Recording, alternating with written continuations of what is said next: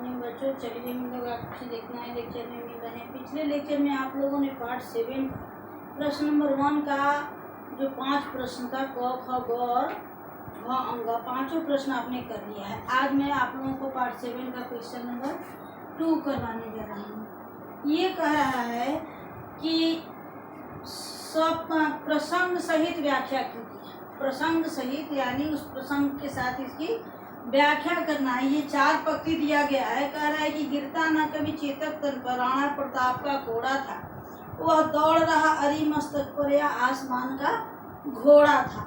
तो प्रसंग के साथ इसकी व्याख्या करनी है। चलिए हम लोग इसको लिखते हैं।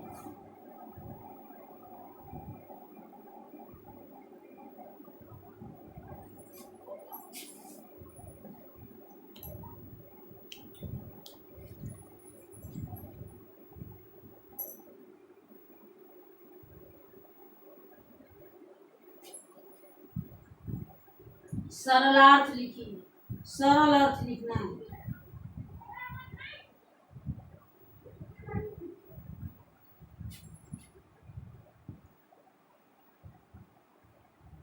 इसका सरलार्थ में लिखना है।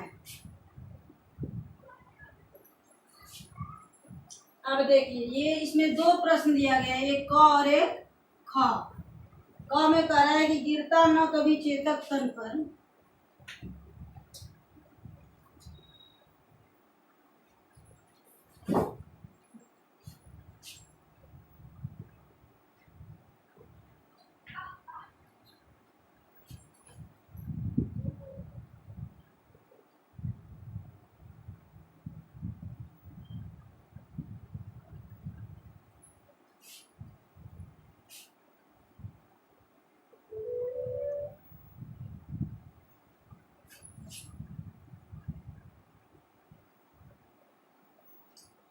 राणा प्रताप का घोड़ा था।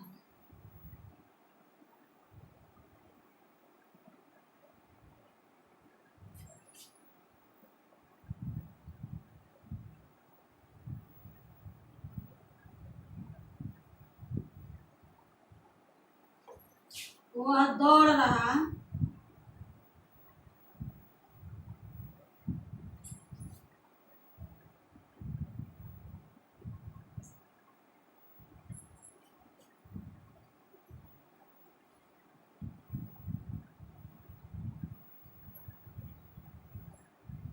मस्तक पर, या आसमान का घोड़ा था।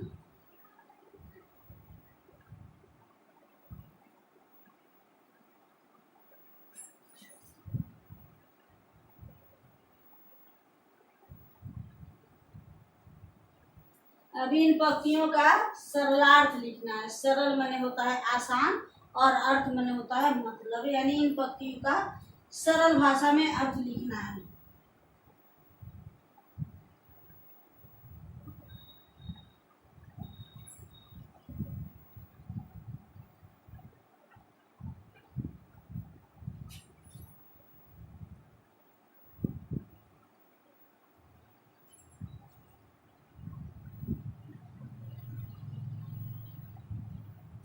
प्रस्तुत पंक्तियां हमारी पाठ्य पुस्तक।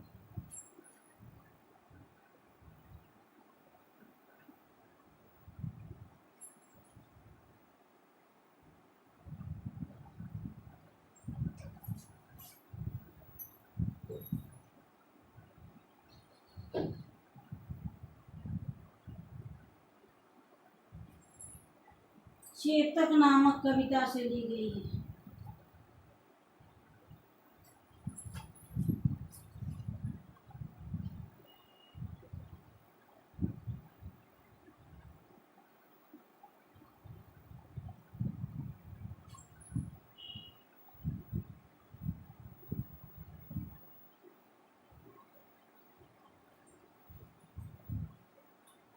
यह प्रसंग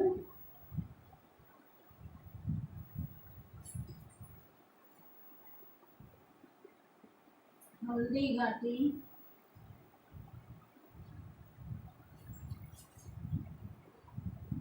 ये युद्ध का है।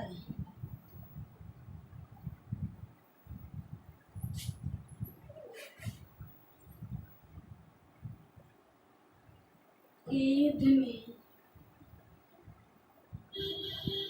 चेतक की वीरता का है।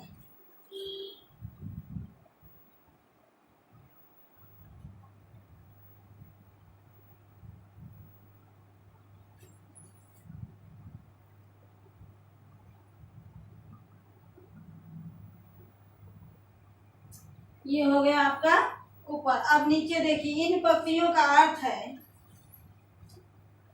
पैराग्राफ बदल लीजिएगा।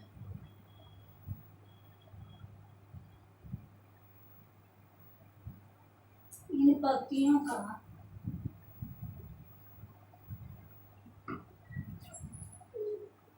अर्थ है कि घोड़ा रण के मैदान में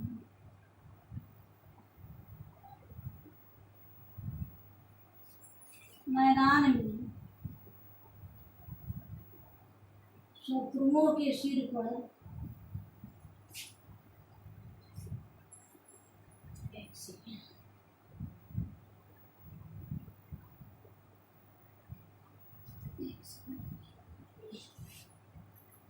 कि चेतक के तन पर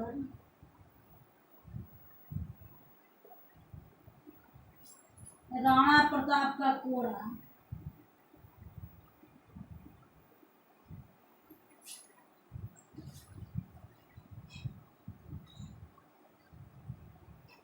कभी गिरता भी नहीं था।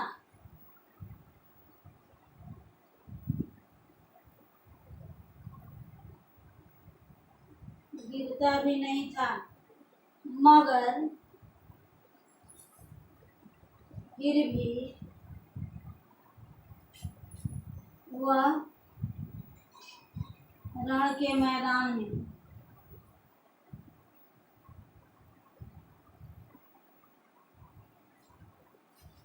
ऐसे रण के मैदान में शत्रुओं के सिर पर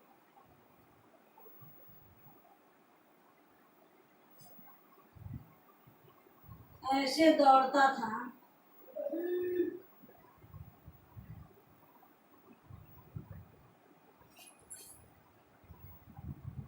जैसे खुले आकाश में दौड़ रहा हो। खुले आकाश में दौड़ने वाला घोड़ा हो।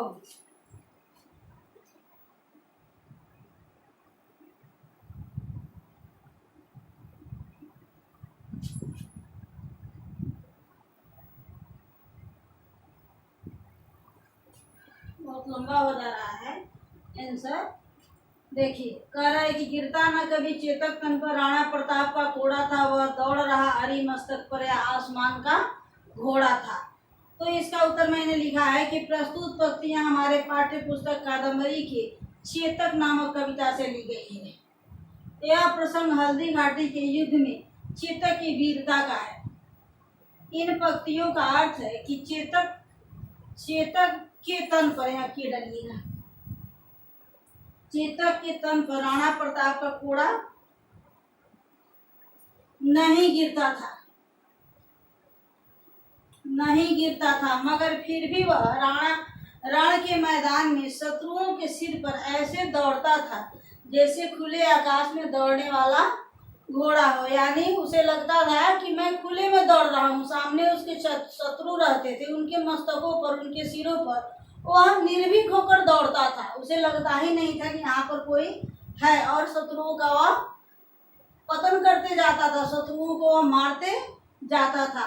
तो इस प्रकार से ये क का आंसर हुआ। इसे आप लोग लिखिएगा कॉपी में, फिर मैं ख का आंसर लिखने जा रही हूँ।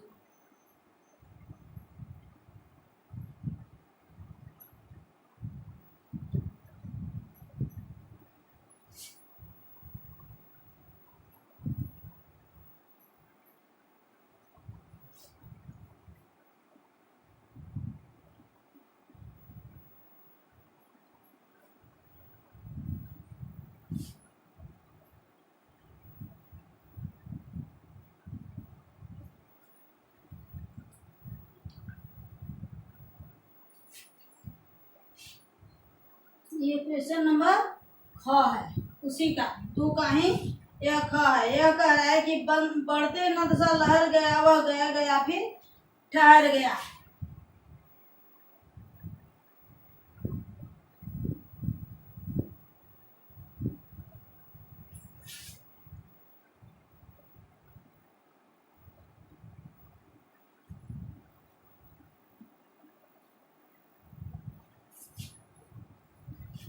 वह गया गया फिर ठहर गया।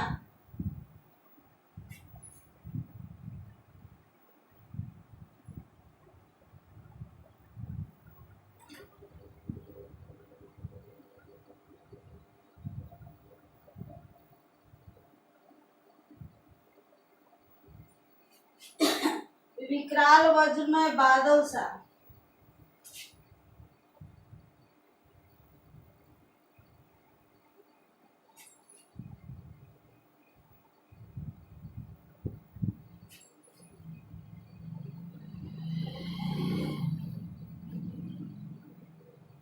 हरि की सेना पर कहर गया।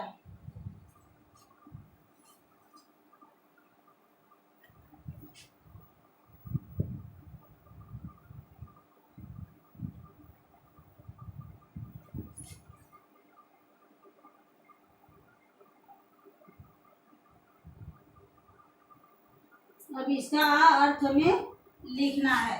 तो ऊपर वाला हेडिंग सबका वही रह जाएगा, क्योंकि वही किताब है, वही कविता है।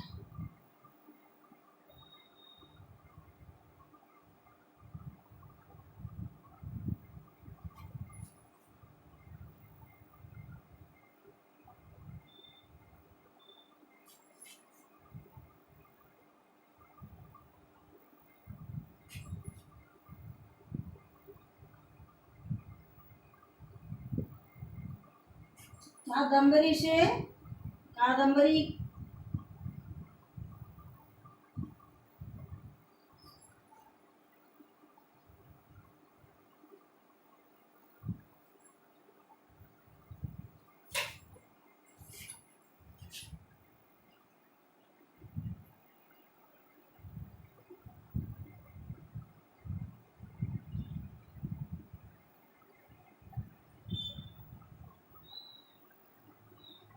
प्रस्तुत पंक्तियां हमारी पाठ्य पुस्तक कादम्बरी से ली गई है।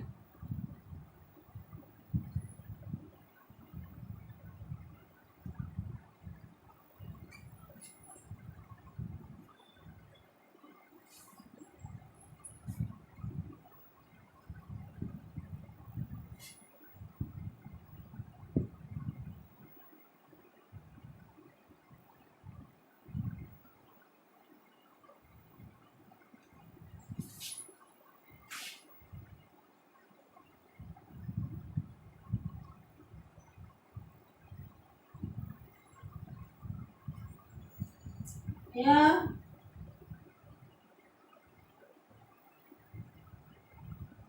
प्रसंग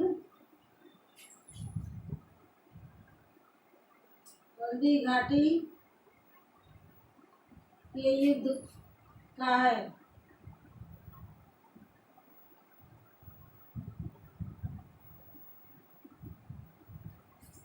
इस कविता में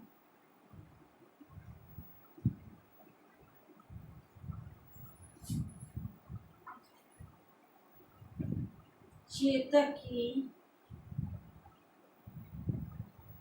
वीरता का वर्णन किया गया है।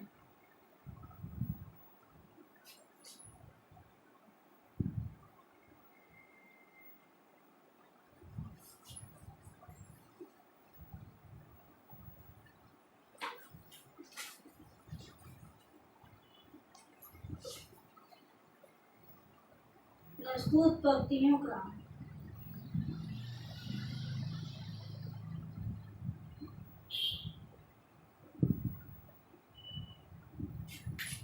अर्थ है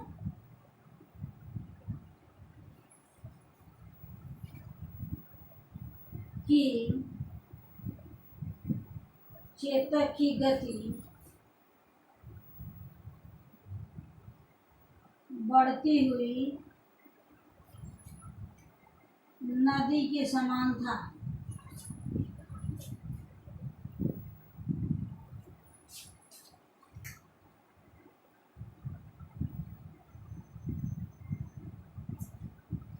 वह तेज गति से बहती हुई नदी के वेग की तरह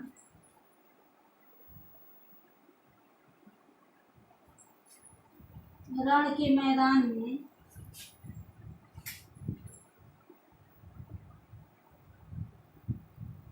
शत्रुओं की तरफ बढ़ता था।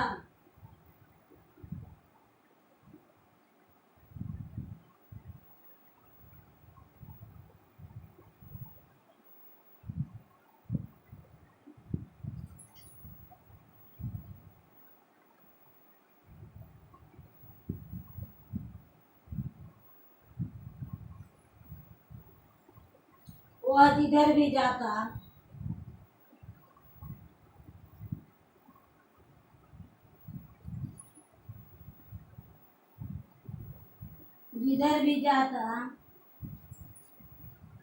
विकराल वज्र के समान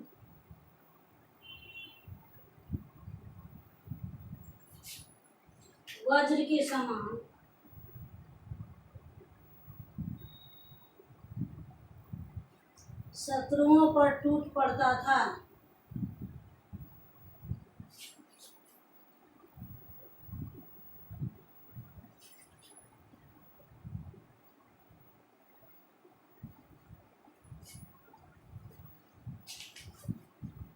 चलिए इतना ही रहने देते हैं। लिखा जाए तो बहुत बड़ा हो जाएगा, लेकिन आप लोग के लिए ज़्यादा बड़ा हो जा रहा है, तो इसको भी आप लोग अपनी कॉपी में नोट करेंगे, इसको याद करेंगे। एक बार मैं पढ़ के सुना दे रही हूँ। प्रस्तुत पंक्तियाँ हमारी पाठ्य पुस्तक कादम्बरी की चेतक नामक कविता से ली गई है। यह प्रसंग हल्दी घाटी के युद्ध का है। इस कविता में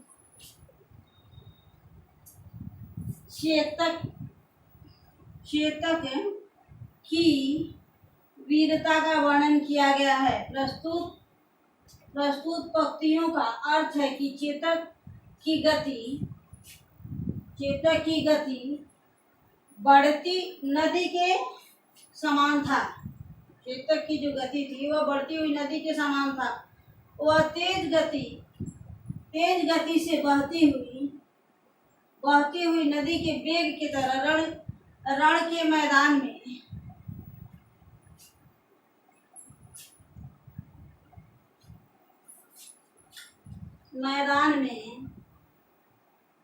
शत्रुओं के तरफ बढ़ता था। वह जिधर भी जाता विकराल वज्र के समान शत्रुओं पर टूट पड़ता था। तो इस प्रकार से इसको आप लोग अपने कॉपी में नोट करेंगे। बाकी प्रश्न मैं अगले लेक्चर में करवाऊंगी। तब तक आप लोग स्वस्थ रहें, सुरक्षित रहें।